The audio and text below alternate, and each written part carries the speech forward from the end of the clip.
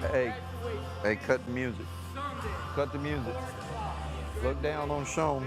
If you can hear me, look down on.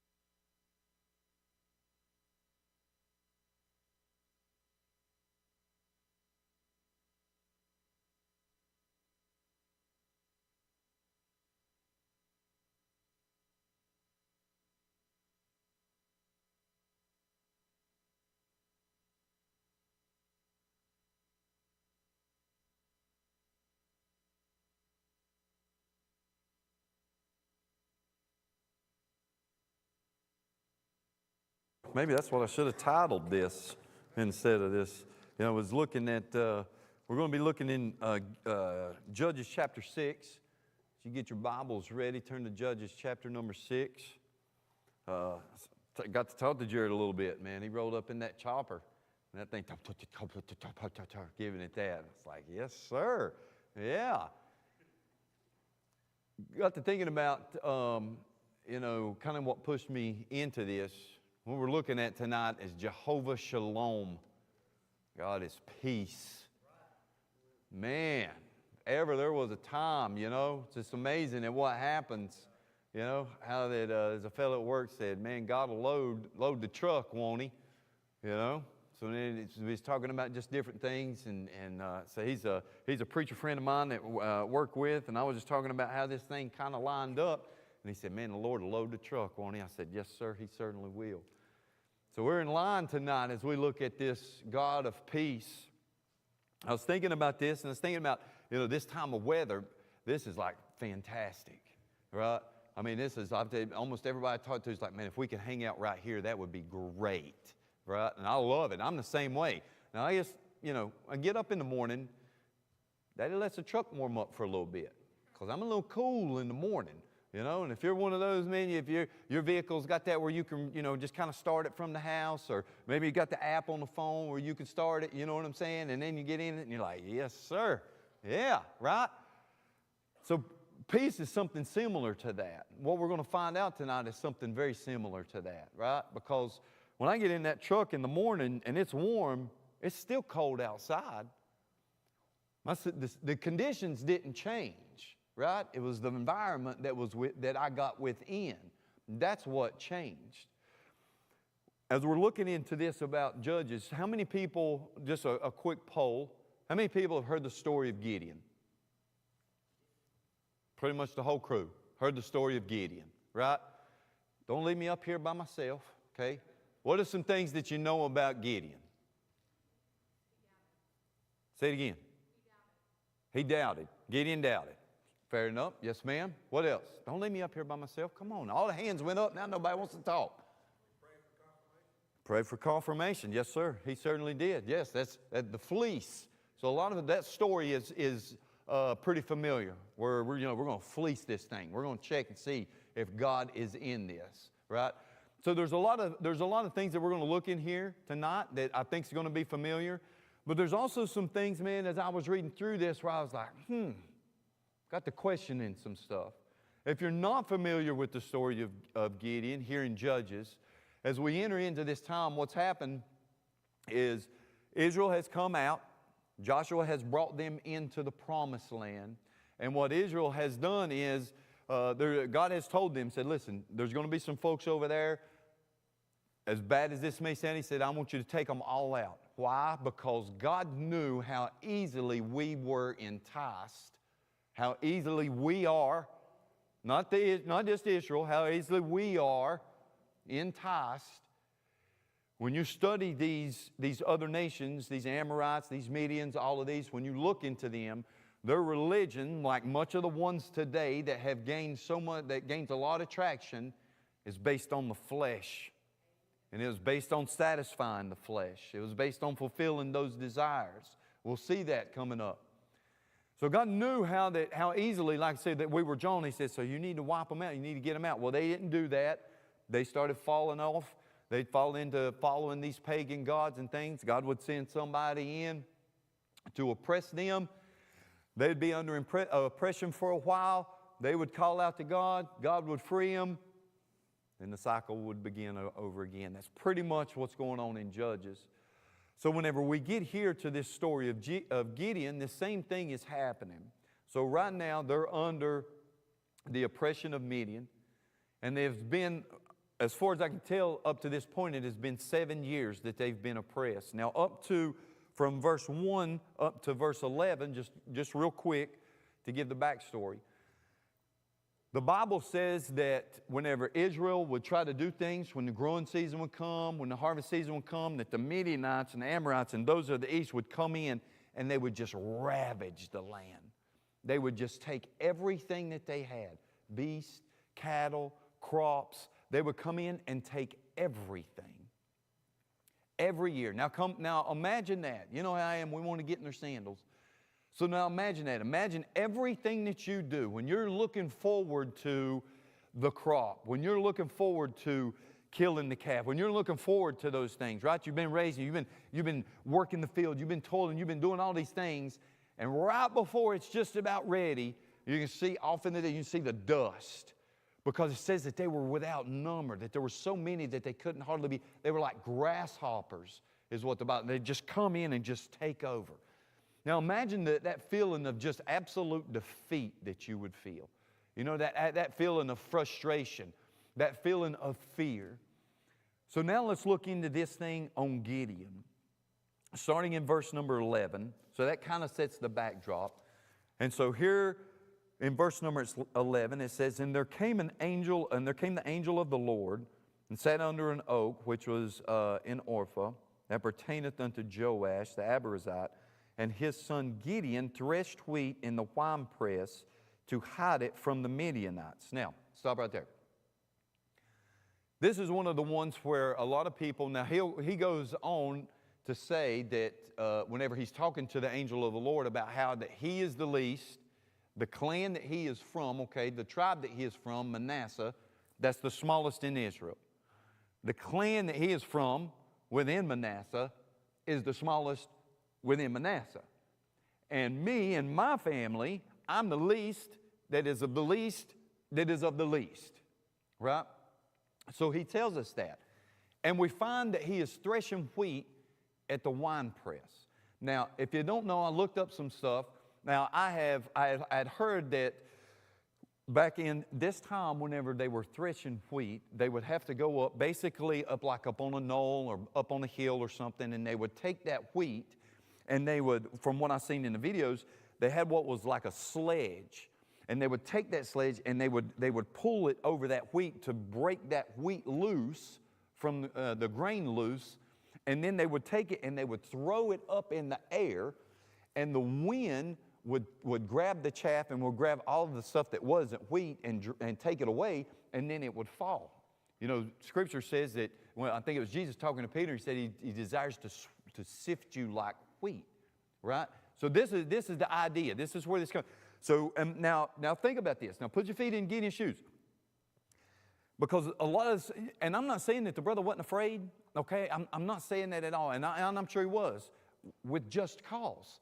Every time he does something, it gets taken away. Every time he tries to do it, because we don't know, say we're introduced to Gideon. Gideon could be 30, 40 years old. We don't know, but we know for at least the last 7 years, he's been living with this. So I'm not so convinced. I believe that there was a part also of Gideon where Gideon was wise. Gideon was smart. And Gideon was tired of getting his stuff taken away from him. Gideon trying to feed his family. Gideon trying to do the best that he could. Right? So a lot of times this is taught as though Gideon was a coward.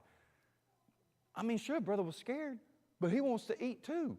So he's down in the wine press. He's in a place of where he can't be seen. He's in a place that, from my perspective, I can kind of understand, right? I'm just trying to do what I can do so that I can eat, so that my family can eat. So that's where we find Gideon whenever this angel comes on. Verse number 12. And the angel of the Lord said unto him, and said, the Lord is with thee, thou mighty man of valor. Now stop. Okay? Having read this story of Gideon and know how this goes and know, all of this stuff about him, when we read this, we're like, yeah, of course, well, that works, because we know what he's going to turn into. So I had to try to start thinking about this. I was like, okay, what would God say today to somebody, to me, to you? What would he say today where it would be almost inappropriate, if you will, for him to say this, to speak this in their lives, okay? What if he were to come to you and say, I see you, godly husband. You say, Lord, you ain't talked to my wife. He said, I see you, godly wife. He says, I see you, singer. I see you, giver. I see you, entrepreneur. I see you, discipler. I see you, fisher of men. Because, see, that's what it would sound like to us today. Because what the angel of the Lord is coming in and saying to Gideon is, Gideon, I see who you are, not who you think you are. I see who you are, not what this world says you are. I know what's inside of you. Because he tells him later on, he says, you're going to go in thy might, okay? Let's read into that. So imagine hearing that, though. Imagine you're hearing that today, and God is saying something to you that's just like, I don't know what you're talking about. Singer. Man, the louder the music is in the truck, the better I sound. I ain't no singer. That ain't how I give. Give, the only thing I got to give is dust. What do you mean giver, right? But he says, I see who you are. I know what's in you. I know what's going on. And here's what I'm calling you to be. Here's what I'm telling you to step into. Now, Gideon does what we all do. Gideon, at this point, I think this is some of the most honest, open, vulnerable conversations with God. Look at verse 13. And God said unto him, O my Lord. So he's just basically, so from what we can gather right now, as this angel has showed up, Gideon, he's not revealed to him who he is. As best we can understand, Gideon thinks this is some dude, in a sense, that just kind of walked up. Okay, we're going to see later on where it's like, Gideon kind of gets it. Okay, so he says, Sir, if the Lord be with us, then why has all this befallen us? Where is all of his miracles which our fathers told us of, saying, did not the Lord bring us up out of Egypt? But now the Lord hath forsaken us and delivered us into the hands of the Midian. How many of us can't say that? Now, we can't say that about the Midianites. But whenever we hear stuff, we see stuff, we get to sing songs, and we're like, I've heard the stories. I've heard folks' testimonies. I've heard how God's done this for them. I heard God, me and Lewis was talking outside earlier, and he was talking about the number of times that God drove his truck. He said God drove his truck more than he did. He said he's talking about times where there'd be just sheets of ice or whatever, and he's like, Lord, please don't let this thing start spinning, because he knows that when you're on ice, if you start spinning, you ain't going forward, you're going back. He said that thing never spun once. Never spun once. Said he was coming down, just coming down a hill right whenever that trailer, he said the truck was right here and the trailer was over here. He said, I'm telling you, the Lord pulled that thing and put it right back in behind that rig, and he come right down beside one of the guys that he was talking to on the radio. He said, that guy said, man, that was some good driving. He said, man, I ain't touched the wheel since we got here. He said, the Lord drove that truck. There's times for us all where we're honest, where we hear these stories and we're encouraged by them, right? And we come into church and we feel great, you know, and everything, and then we'll go home and we'll open the bell box tomorrow, and there's another bill, and there's another bill. And there's a whole lot more months than there is money. And we're praying, we're like, if God is real, then why don't she come home? If God is real, why is he still doing that? If God is real, then why is my baby like this? If God is real, why come the plant's shutting down? If God is right, this is the same thing. If we translate it to today's English, this would be the same thing. Gideon's asking the same thing. But I love the answer from the angel of the Lord. Look at verse 14. It says, and the Lord looked upon him and said, go in this thy might. Now, I had to think about that for a minute. Go in this thy might. What is he saying? And I'm trying to understand. Remember, you know, Gideon, man, he's upset, and I think he's angry at being afraid. You ever been there? You ever been like, man, I'm just terrified of what's going on, and it just keeps on and on. You're like, man, I'm just mad I'm sick of being scared. I'm just mad. I'm frustrated, but I don't know what to do about it. I remember whenever I was in elementary school, there was this bully that rode our bus, and every single time walk down the aisle, he'd throw his elbow into me. And I mean, he was a big old brother. I mean, this was a big old dude, you know. And you could tell, you know, and I mean, I'm probably, I don't know, 10, 11 years old, probably weighed 75 pounds, soaking wet, both boots full of nickels. And this guy was big, had long hair. You know, I think we're in 6th grade, and I'm pretty sure he was smoking then at the bus stop, you know. But every time he come by, man, he'd give it there. He'd give it, and I just, you know, I was, golly, man, you know, I ain't doing nothing. Man, I ain't saying nothing to you, man, you know. And finally, man, I mean, it got to where like I was angry with being afraid. And this brother walked by this next time he walked by, and I didn't move. I said, bro, you're gonna have to move me. I ain't moving. Well, he did. He moved me. I mean, it's just because I thought I was bad doesn't mean I was bad in that moment, you know. So he did. He moved me.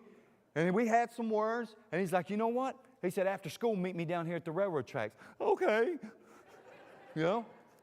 But the more I thought about it all day long, man, the more I was like, you know what, man? I might get wore out.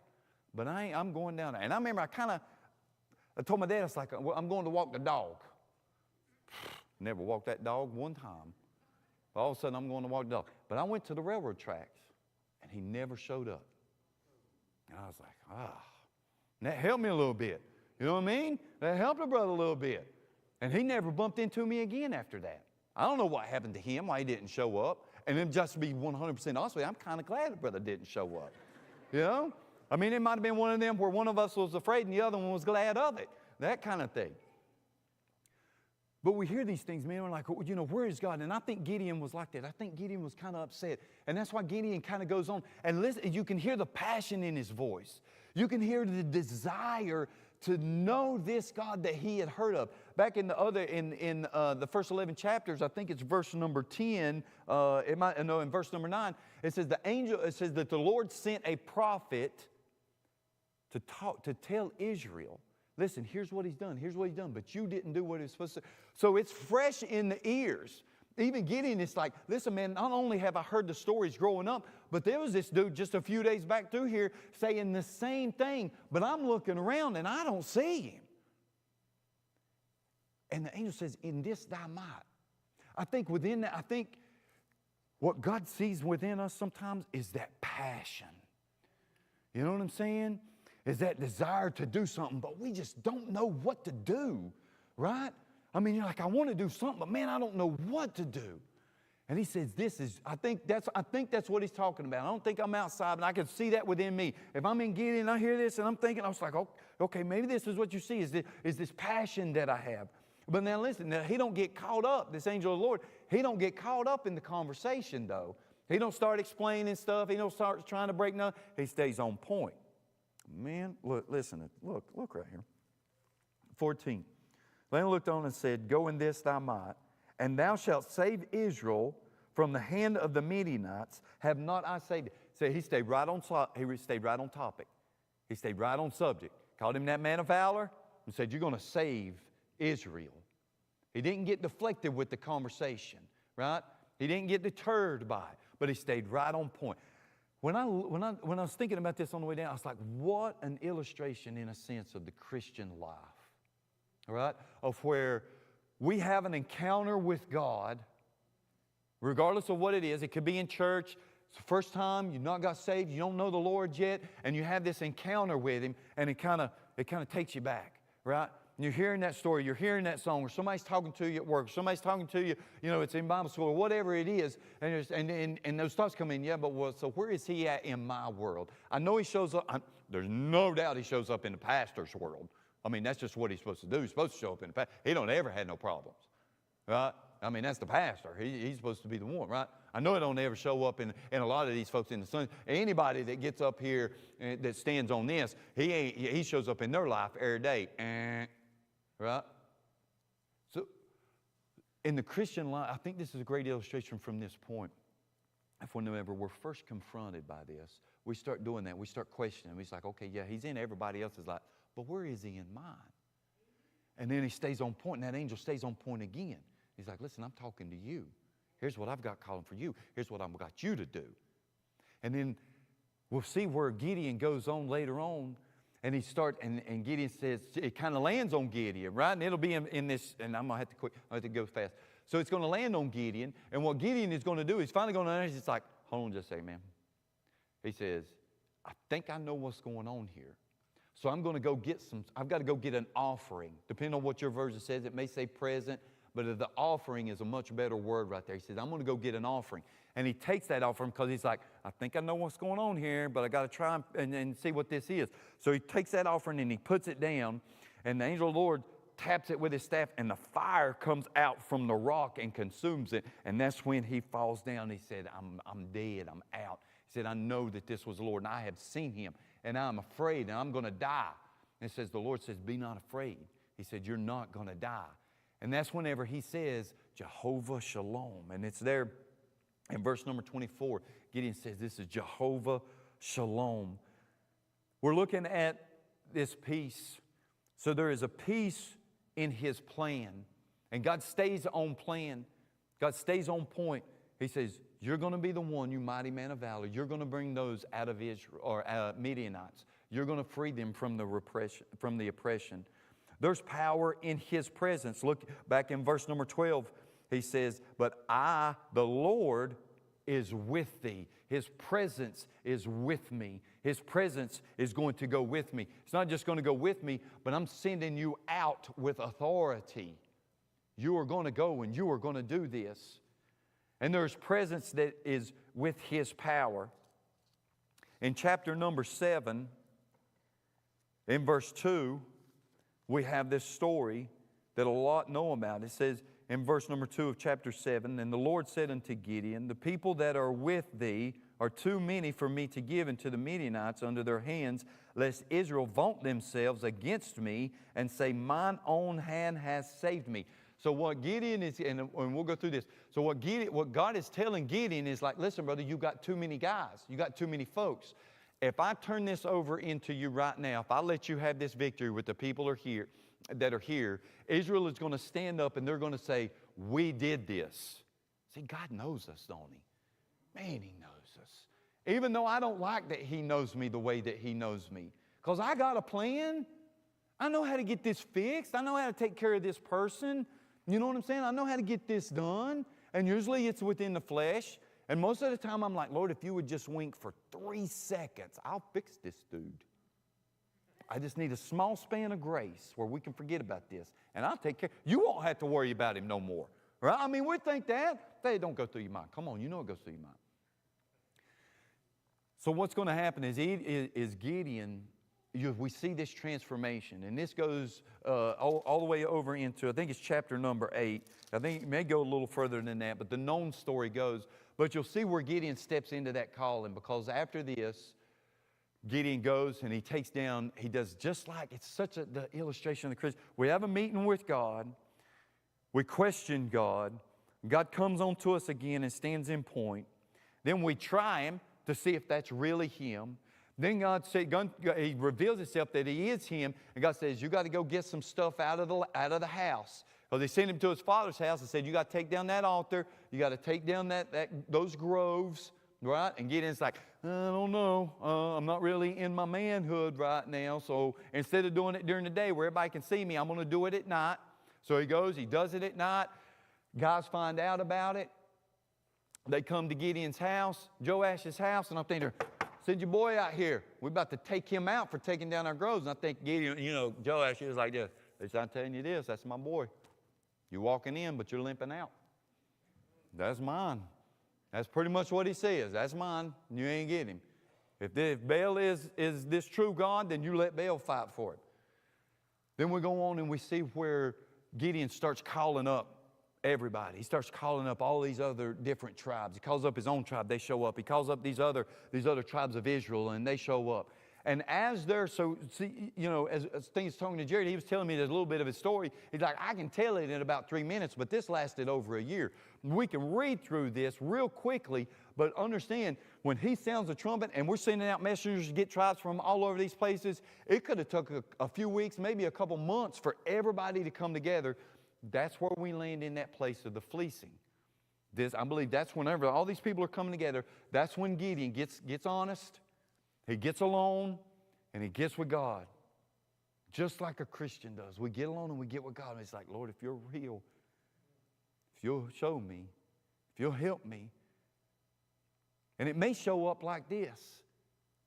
It may show up whenever we stand at the end of a church service. I remember whenever I got saved, I think I mentioned, I was like, man, I love church. I would love going to church. If that dude would just quit asking for invitations. If he just quit asking for people to come up there. I didn't realize that was a stirring in my soul. You know what I mean? You may have that. You may have that experience where you come and you're like, man, if they would just quit talking about coming to us. They just quit talking about how we could have peace right now, how we could have joy right now. If we just come to know Jesus, if where you are, if you just bow your head. You know, and then we start getting there and we're alone and we're just silent. We're just quiet with God. And we're like, Lord, I know you've done this for them. I bet you in his mind, he's like, I know you've done it for those back in Egypt, but we're not those. I know you've done it for the forefathers, but I'm not the forefathers. And God, you're calling me into something that's really got my knees trembling right now. But as I look around, I see how that you're starting to make this thing happen. You know, I'm Gideon. I'm the least of all.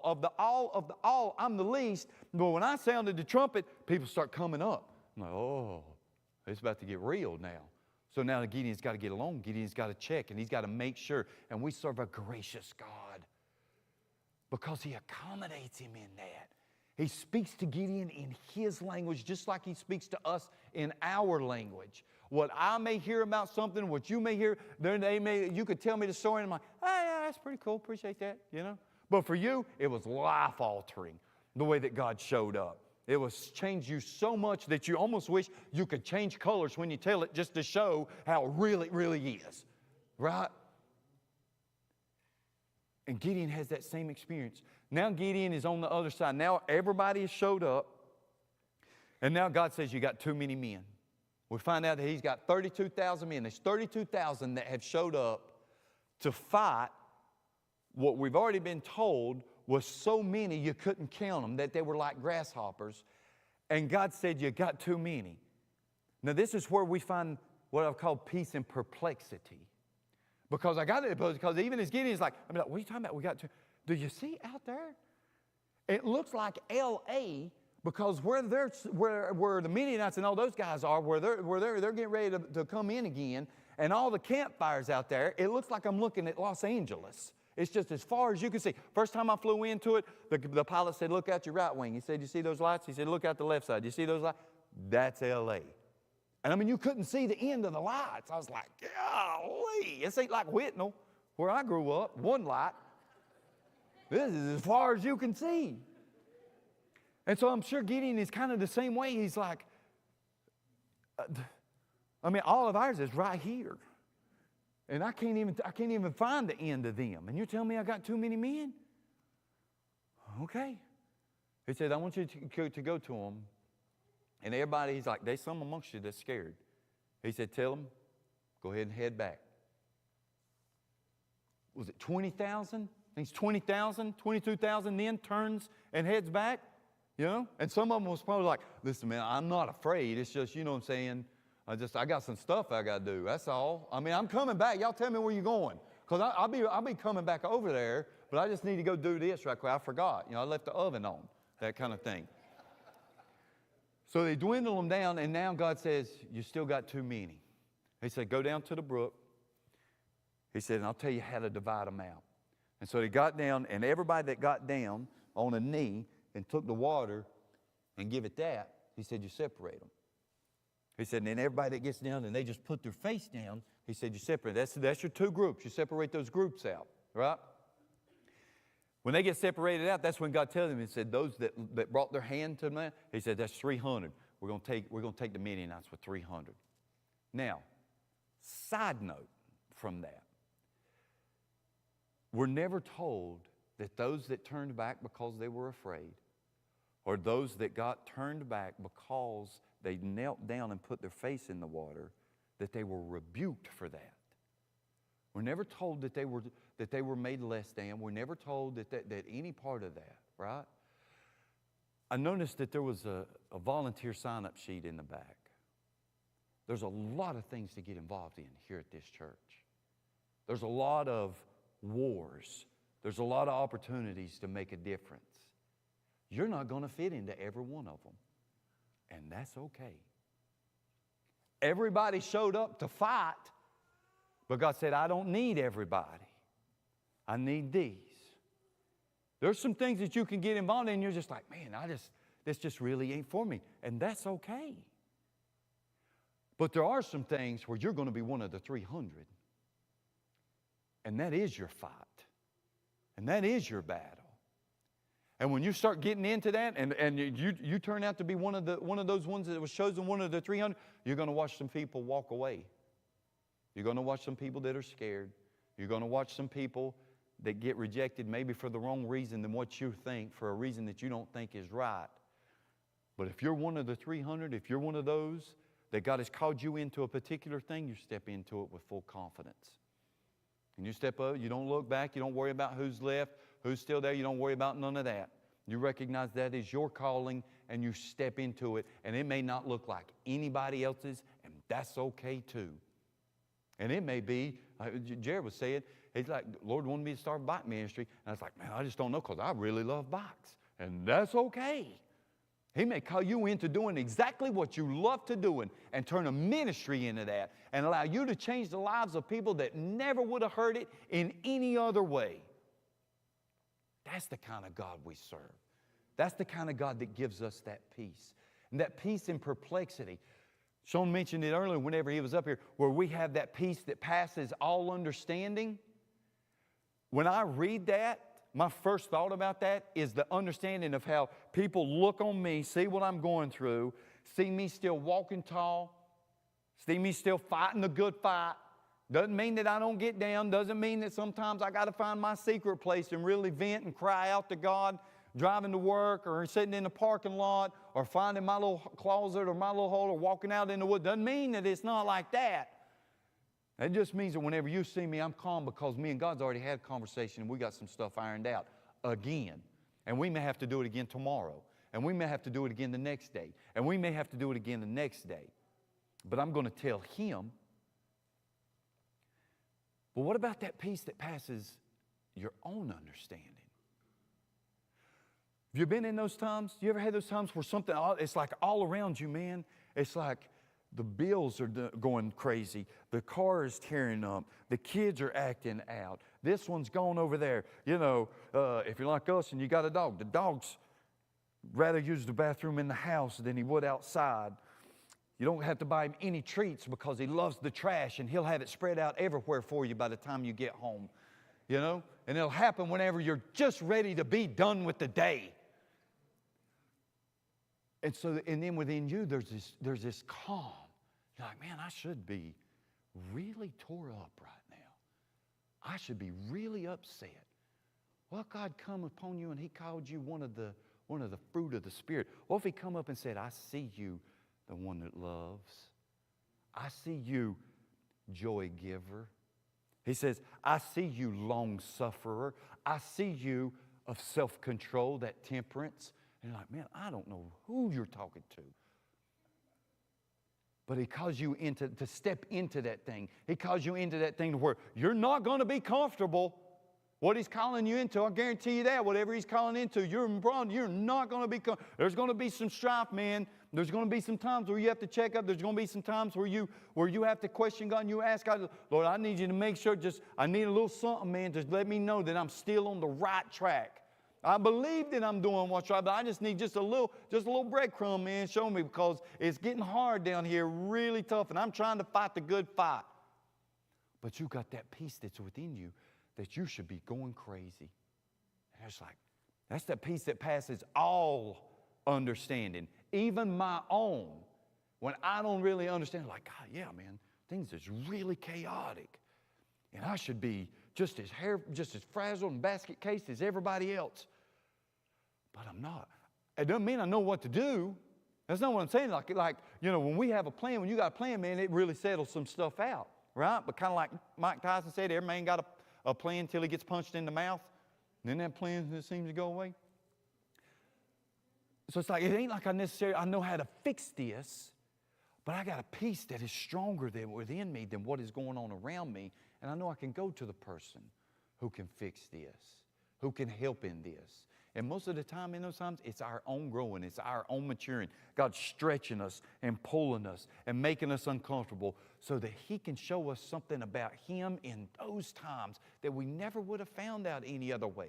I don't like being uncomfortable. I don't, man. I got a great sitting couch. I got Netflix. I got Prime Video. I can watch anything I want. I can make popcorn in 2 minutes and 30 seconds. You know? I mean, I can be comfortable, man, real quick. It's that uncomfortable thing that I really don't like. I'll just be honest with you. But the more that I'm stretched and the more that I'm pulled and the more that I step into the promises and the more that I step into letting Him be my peace, then the more I see Him and what He's doing. And the more I grow. And every time I grow, He takes me to another place. And He helps me to understand something else. And a lot of the understanding that I get is how to deal with me and how to deal with folk. To not get so upset so quick. To try to communicate better. To try to explain. You know, these are all things, man, none of that stuff come easy, man. You know, it didn't come easy for me because I'm somebody, I can't stand explaining. I hate explaining. If I got to explain it, I'll just do it myself. You know, just that kind of person, man, just to be straight up. And then the Lord has shown me through different ways, you know, different teachings, different leadership classes, just all kinds of things, the need to explain.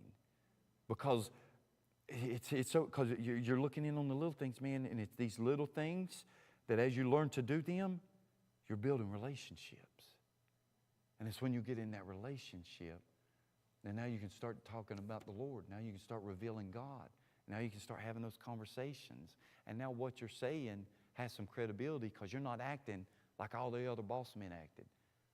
You're not acting like all the other cops acted. You're not acting like all the other husbands act. You're not acting like all the other... You're not, you know what I'm saying? It's those things, and it's in those times. Sometimes peace, I wrote this down, sometimes peace is still, like Moses. He said, be still and see the salvation of the Lord. Sometimes we just have to be quiet and be still. When you don't know what to do, you don't do nothing. You just wait on the Lord. But then there's other times when God's already when He's put that thing on you of what to do, sometimes your peace, it is active. And you've got to step in and you've got to start building altars for Him and you've got to start calling folks together and you've got to start finding your way. But undeniably, there is no peace without God. There is no peace without a focused attention on God. There is no peace without that worship of where you thank Him for what He's doing. You thank Him for stretching you. You thank Him for pulling you. You thank Him for showing you. You thank Him for making you uncomfortable, and you let Him speak to you. God calls you who you are, not who you think you are. This is how Gideon was able to learn that he was Jehovah Shalom, God our peace.